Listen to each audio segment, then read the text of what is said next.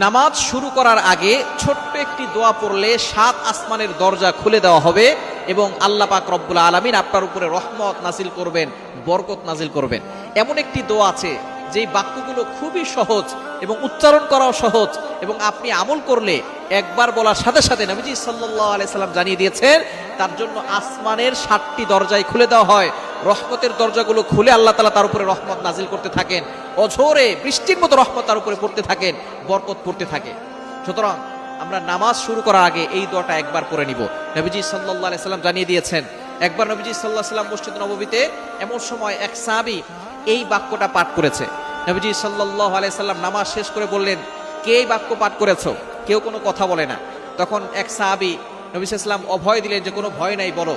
একজন সাহাবী দাঁড়িয়ে বলেন, ইয়া রাসূলুল্লাহ, ইয়া হাবিবাল্লাহ, আমার কাছে আল্লাহর প্রশংসা করতে খুব ভালো লাগে, এই জন্য আমি বাক্যগুলো বলেছি। তখন নবীজি সাল্লাল্লাহু আলাইহি সাল্লাম বলেছেন,